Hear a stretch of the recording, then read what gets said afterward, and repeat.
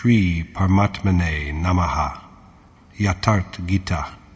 Srimad Bhagavad Gita. Chapter 15. The Yoga of the Supreme Being. Accomplished sages have striven to explain the nature of the world by various analogies. While some have described it as the forest of worldly life, others have represented it as the ocean of mortal existence. In a different context, the same has been called the river or abyss of worldly life. Sometimes it has also been compared to the hoof of a cow. Apparently, they all imply that the extension of the world is only so much as that of the senses, and the stage at last comes when even this fearsome, quote, ocean dries up. In the words of Goswami Tulsidas, the mere naming of God dries up this ocean. Yogeshwar Krishna also has used the words ocean and tree as epithets for the world. He has said in the 6th and 7th verses of chapter 12 that he soon delivers his loving devotees, who contemplate him, the manifest God, with firm concentration, from the gulf of the mortal world. In the present chapter, he declares that the world is a tree which yogi who are seeking for the supreme goal have to cut down.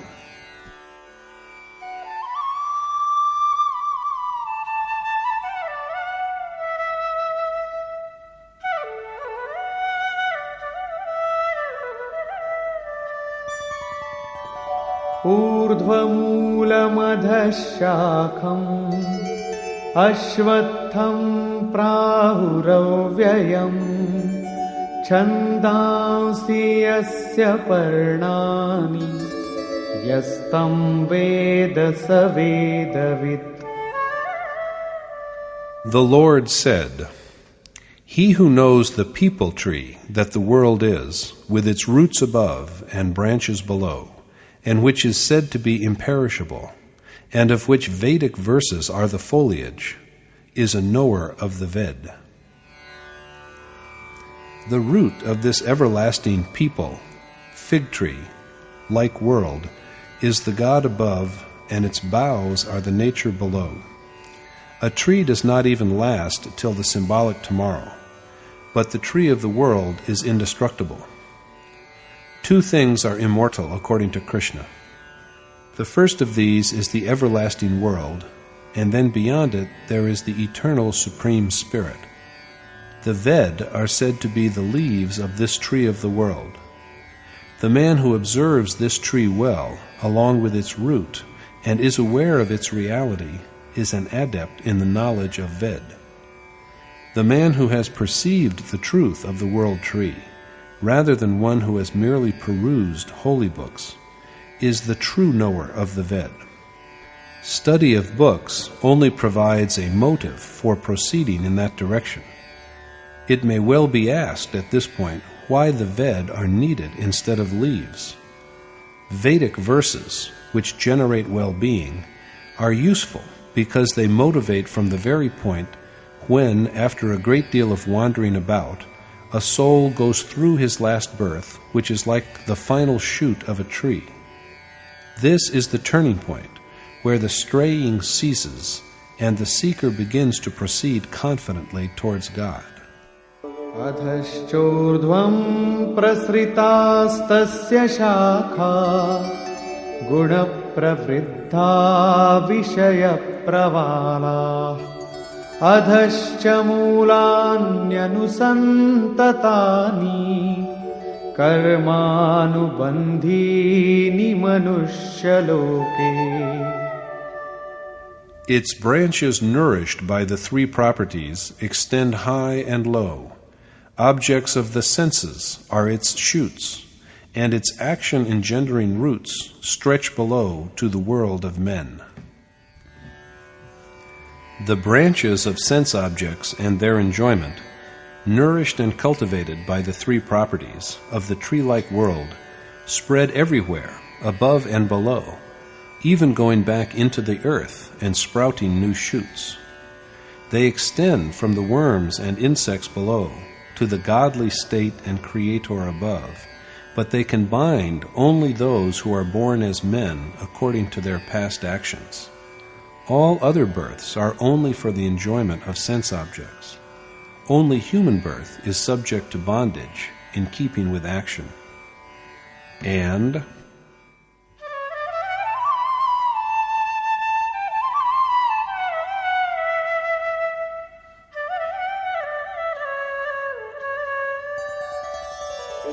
न रूपमस्येह तथोपलभ्यते नान्तो न चादिर्न च सम्प्रतिष्ठा अश्वत्थमेनं सुविरूढमूलम् असङ्गशस्त्रेण दृढेन छित्त्वा.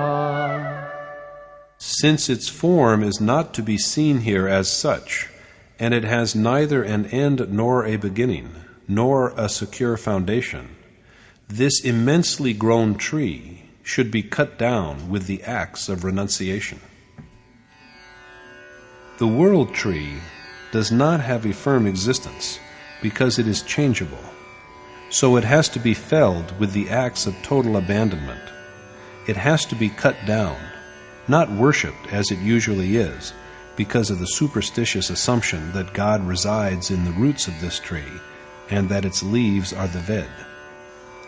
However, since this tree has grown from God's own seed, can it be cut down? In fact, the meaning of this cutting down is escape from nature, which is accomplished by renunciation.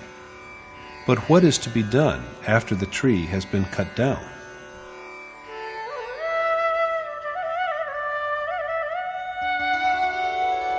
ततः पदं तत् परिमार्गितव्यम् यस्मिन् गता न निवर्तन्ति भूयः तमेव चाद्यं पुरुषं प्रपद्ये यतः प्रवृत्ति प्रसृता पुराणी.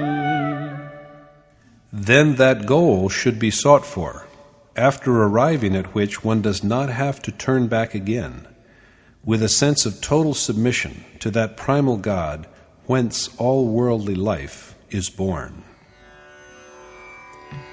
But how to effect the quest for this God? The Yogeshwar lays down that self-surrender is an essential condition for it. There should be the feeling that I am at the mercy of God, the infinite being from whom the primordial world tree has sprouted and grown. This tree cannot be cut down without seeking shelter under him. Krishna then speaks about the signs from which one may realize that the tree has been cut down. Nirmana moha jita sanga dosha adhyatma nitya vinivritta kama dvandvair vimukta sukha dukkha sangyair gacchantya mudha padamau vyayam tat. Men of knowledge who are free from vanity and delusion, victorious against the evil of infatuation, ever abiding in the Supreme Spirit, totally devoid of desire, and liberated from the contradictions of joy and grief, achieve the eternal goal.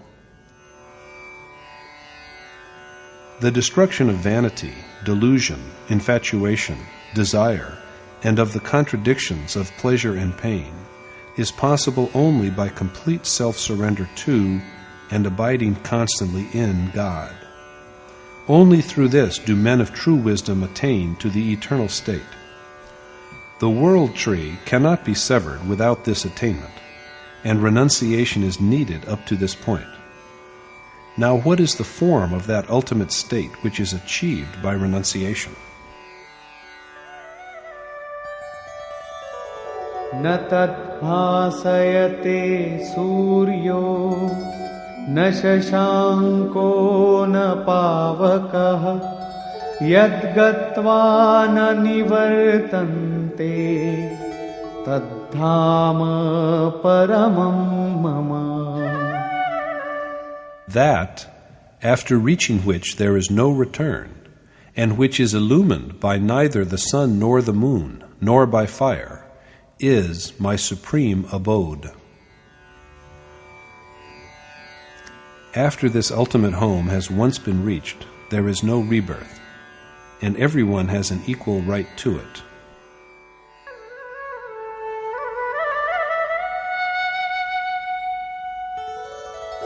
ममैवांशो जीवलोके जीवभूतः सनातनः मनः षष्ठानीन्द्रियाणि प्रकृतिस्थानि कर्षति. The immortal soul in the body is a part of mine, and it is he who attracts the five senses and the sixth, the mind, that dwell in nature. Krishna now explains how it is so. Shariram yadavapnoti yacchapyutkramati ishvarah grihitvaitani sanyati vayurgandhani vashayat. Like the wind carrying a scent from its source, the soul that is Lord of the body also bears along with him the senses and the mind from its previous body and assumes a new one. The soul carries with him the propensities and mode of action of the mind and five senses of the body from which he departs and takes them into his new body. The next body is immediately assured, and that is why Krishna asked Arjuna earlier how he had happened to be a victim of the misconception that the departed souls of ancestors would fall from heaven in the absence of obsequial rice cakes and water libation offerings. However, the immediate question is what the soul does after going into a new body, and what truly are the five senses along with the mind. Shrotram chakshuh sparshanam cha rasanam ghranameva cha adhisthaya manaschayam vishayanupasevate. Governing the senses of hearing, sight, touch, taste, smell, and also the mind, he, the soul, experiences objects through them. But it is not seen to be so, and everyone is not able to see it.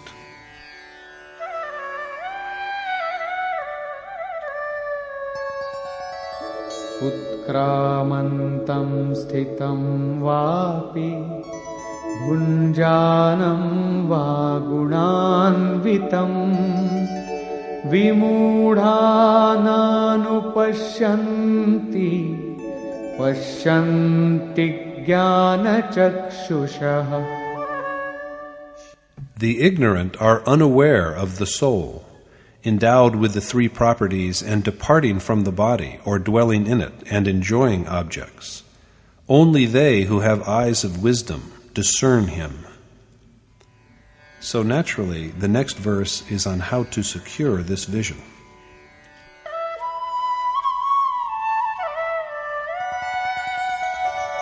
Yatanto yoginaschainam pasyantyatmanyavasthitam yatantopyakritatmano Nainam pashyantya chetasaha. Yogi know the essence of the soul dwelling in their heart, but the unknowing, who have not purified themselves of evils, fail to see him even after much endeavor. By restraining their minds from all directions and through earnest endeavor, yogi perceive their soul. But men with an unaccomplished soul, that is, with unclean mind and heart, fail to see him even though they strive for it. This is because their mind and sense organs are impure. Only by making a strenuous effort to subdue their mind are sages enabled to apprehend their self. So contemplation is a necessity. Krishna now throws light upon the glories of the self of realized sages, which have also been dwelt upon earlier.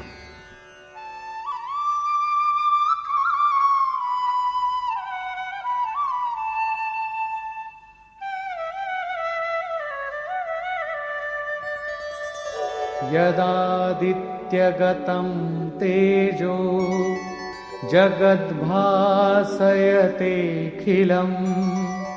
यच्चन्द्रमसि यच्चाग्नौ तत्तेजो विद्धि मामकम्.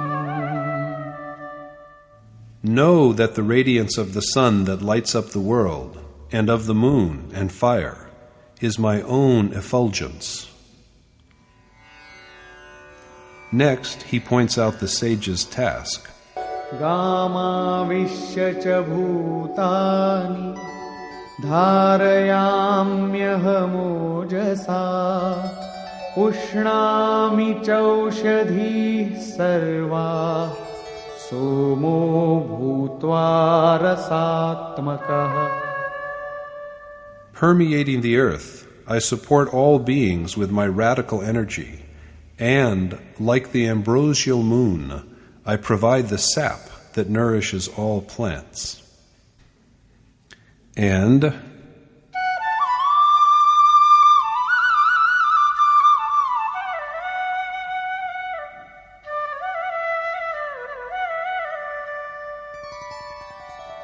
अहं वैश्वानरो भूत्वा प्राणिनां देहमाश्रितः प्राणापानसमायुक्तः पचाम्यन्नं चतुर्विधम्. I am the fire, possessed of pran and apan, within the body of all living beings that consumes the four kinds of food. In Chapter 4, Krishna referred to various kinds of fire: of knowledge, in verses 19 and 37, of God, in verse 25, of restraint, in verse 26, of the senses, in verse 26, of yoga, in verse 27, and of pran apan, in verses 29 and 30. And the resultant from all of them was said to be knowledge. Knowledge itself is fire. Assuming the form of such fire, it is Krishna who accepts and assimilates the food generated by the four modes of recitation, namely Baikari, Madhyama, Pashyanti, and Para, that are endowed with pran and apan. It will be remembered that recitation is always by means of inhaled and exhaled breath. According to Krishna, God is the only food, manna, with which the soul is so placated that it never feels any hunger again. We give the name of food to accepted nutrients of the body. But God alone is the real food, and this food is brought to ripeness only by going through the 4 steps of Baikari, Madhyama, Pashyanti, and Para. Some wise men have also called them name, nam, form, rup, revelation, lila, and abode, dham. At first, the name is pronounced audibly. Then, gradually, the form of the adored God begins to take shape within the heart. Subsequently, the worshipper begins to view God's dalliance in his breath, how he pervades every atom of the universe, and how he operates everywhere. Perception of the works of God within the sphere of the heart is lila. Rather than enactment of folk plays based on the legends of Ram and Krishna, it is perception of the operations of God within the realm of the heart that is the true lila. And the supreme abode is reached when the touch of God begins to be felt after the perception of his operations. Knowing him thus, the worshipper comes to dwell within him. Dwelling in this abode, and dwelling in the Supreme Spirit after feeling his touch in the perfect state of transcendental recitation, paravani, are simultaneous events. Thus, equipped with pran and apan, or shwas and prashwas, and progressing gradually through baikari and madhyama to the culminating stage of para, the food that God is ready and available, and also assimilated. And of course, by then, the eater of the food is ready also to partake of the sublime nourishment.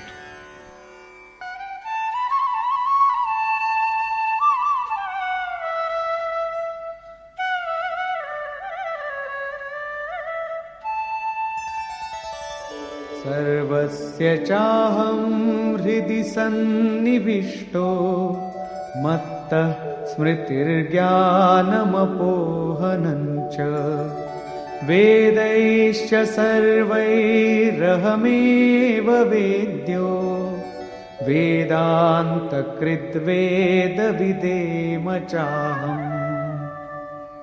Seated in the heart of all beings, I am their memory and knowledge, and also the strength that overcomes all impediments.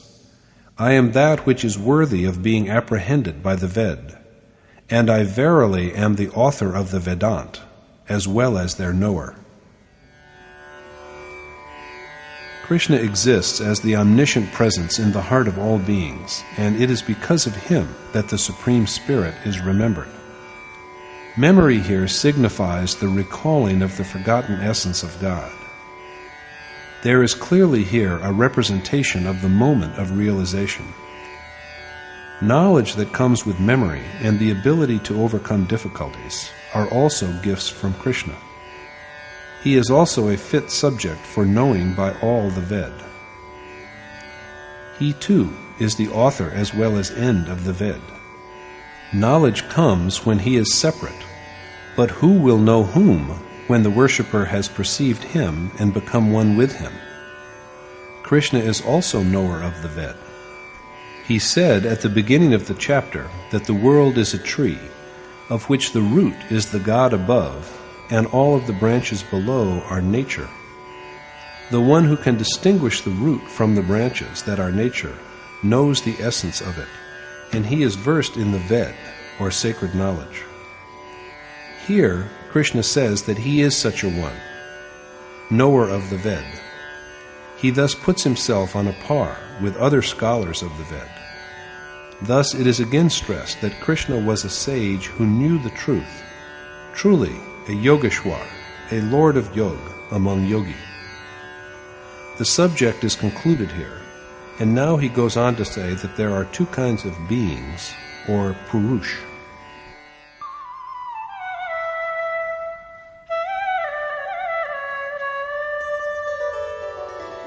द्वाविमौ पुरुषौ लोके क्षरश्चाक्षर एव च क्षरः सर्वाणि भूतानि कूटस्थोऽक्षर उच्यते. There are two kinds of beings in the world, the mortal and the immortal. Whereas the bodies of all beings are destructible, their souls are said to be imperishable. The person, male or female, who has restrained their senses along with the mind, that is, whose body of senses is steady, is said to be imperishable. The perishable person exists today, but may not even exist tomorrow. But this too is soul in a particular condition.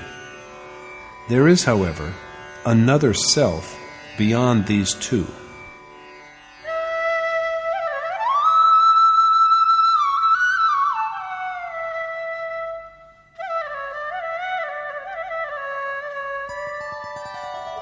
उत्तमः पुरुषस्त्वन्यः परमात्मेत्युदाहृतः यो लोकत्रयमाविश्य बिभर्त्यव्यय ईश्वरः. But higher than both of them is the one who pervades the three worlds to support and sustain all, and who is named the Eternal God and Supreme Spirit. The unmanifest God, the imperishable, and the Supreme Spirit or Supreme Being are some other names by which he is known. But truly, he is different and inexpressible. He represents the ultimate state beyond the mutable and the immutable, the perishable and the imperishable. He is directed by the Supreme Spirit, but he is different and beyond words. Krishna introduces himself as a soul in such a state.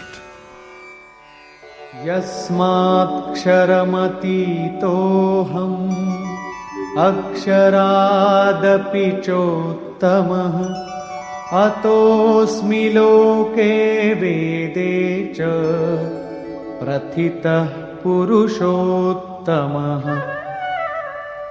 Since I am supreme by virtue of being beyond both the perishable body and the imperishable soul, I am known as the Supreme Being, Purushottam, in the world as well as in the Ved. He is reputed as the Supreme Being in both the world and the Ved because he has transcended the destructible, mutable Kshetra and even gone higher than the immutable, imperishable, steady soul.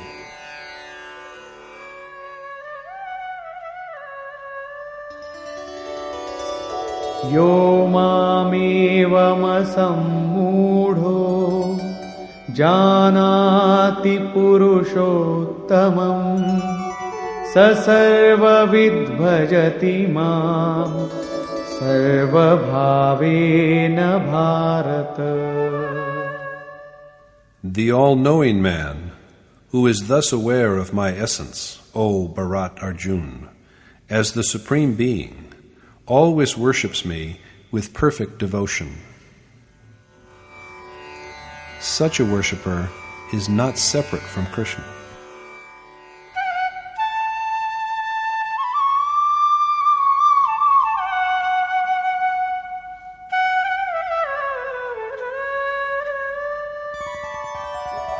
Iti guhyatamam shastram idamuktam maya nagha etad buddhva buddhiman syat kritakrityascha bharata. I have thus instructed you, O the sinless Arjun, in this most subtle of all knowledge, because, O Bharat, by knowing its essence, a man gains wisdom and accomplishes all his tasks. Krishna thus enlightens Arjuna on the most secret knowledge by being well acquainted with the essence of which a man becomes all-knowing and gains his object. So this instruction by Krishna is a complete sacred precept in itself. This mysterious knowledge of Krishna was most secret. He told this to only devotees. Rather than for all, it was meant only for the worthy who are spiritually ready to receive and profit by it. But when the same secret teaching is put down in black and white, and appears in the form of a book, it may seem that Krishna has imparted it to all. But in truth, it is only for those who are fit to receive it.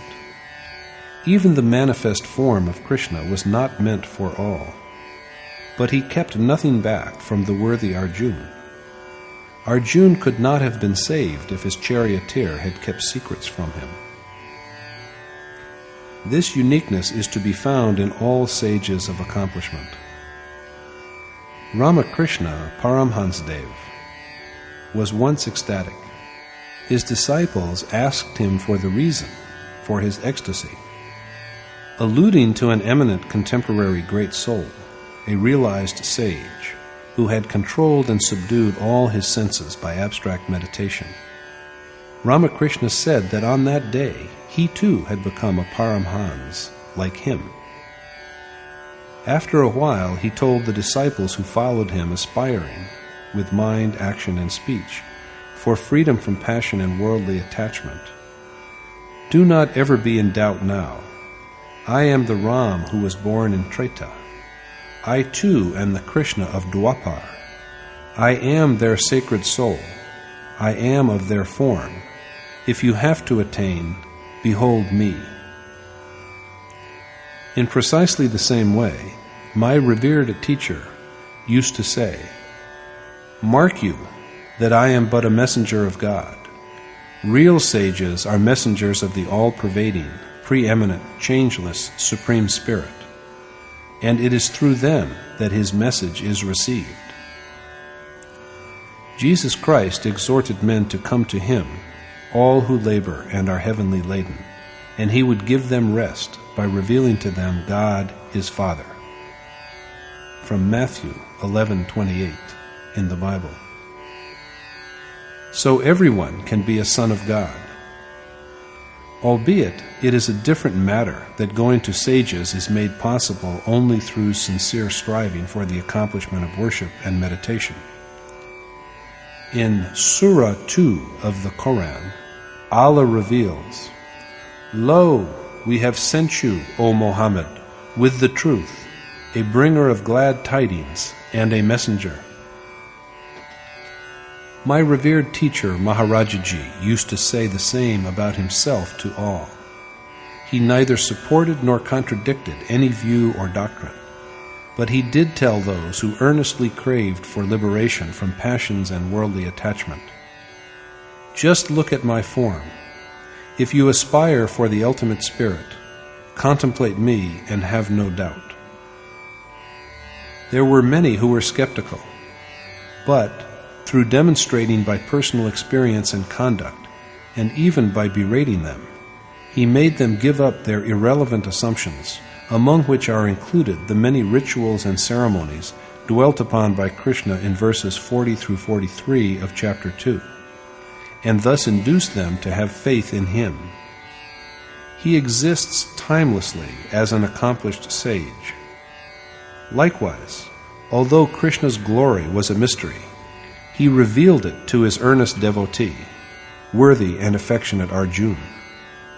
This is possible with every worshipper, and sages have thus brought millions onto the spiritual path. Conclusion. Krishna said at the beginning of the chapter that the world is a tree like the people, the fig tree, but the people tree is just an analogy. Its root is the God above, and all nature is its branches that spread below. The one who gains awareness of the tree along with its root is well versed in the Ved.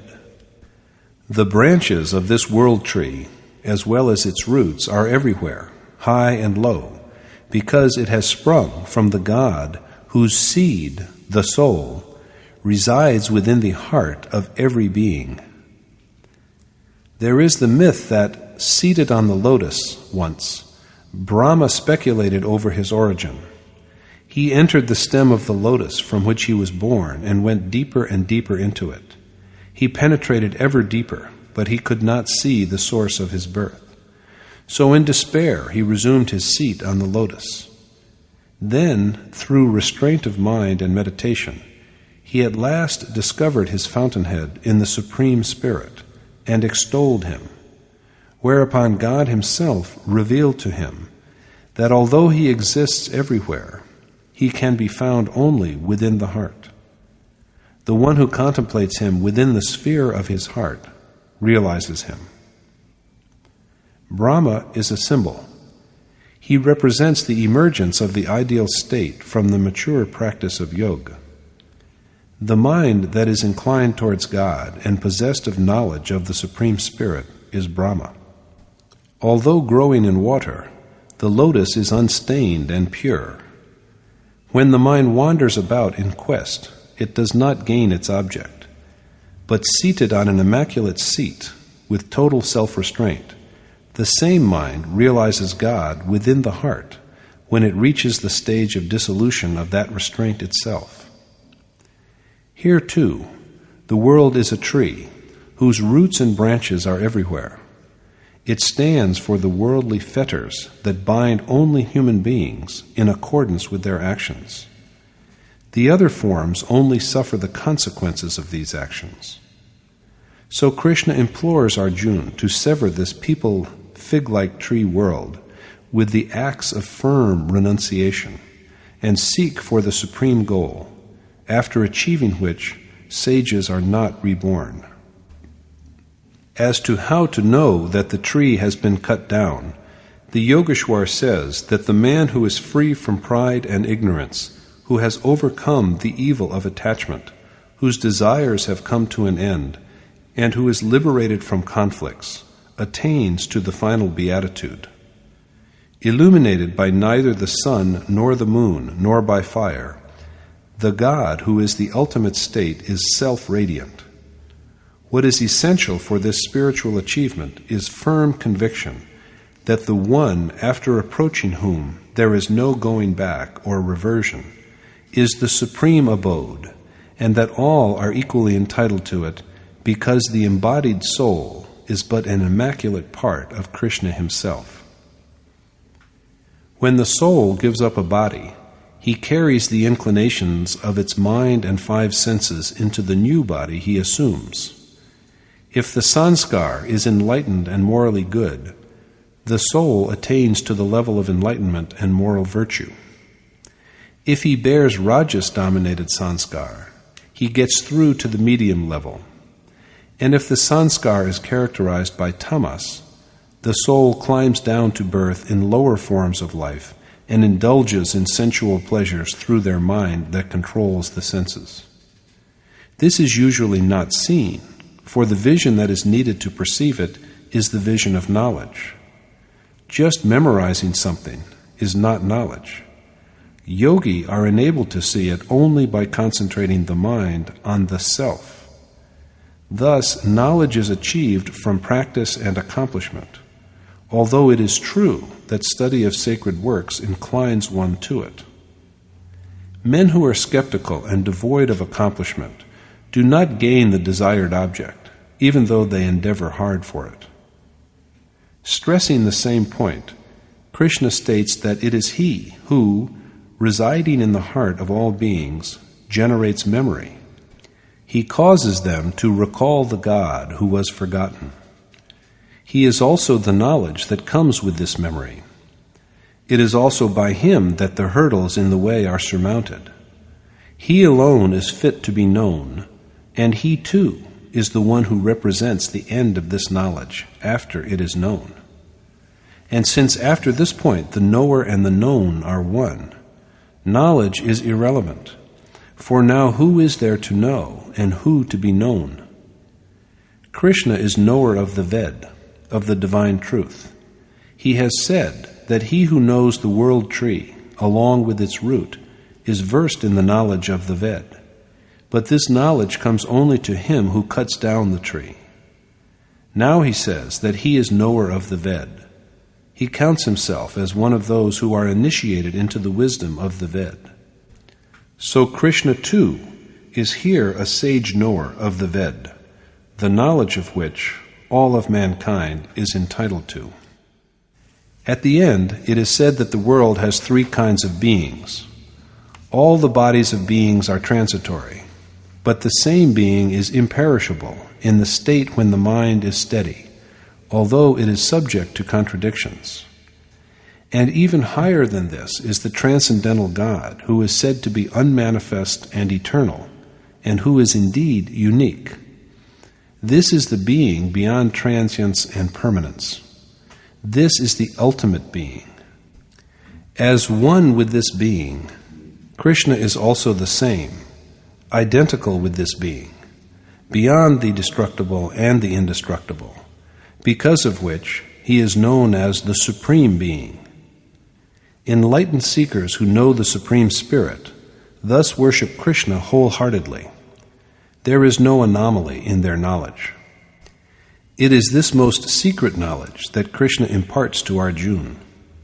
Sages of attainment do not reveal it to all, but they also do not hide it from the deserving. If it is hidden from them, how will they achieve their object?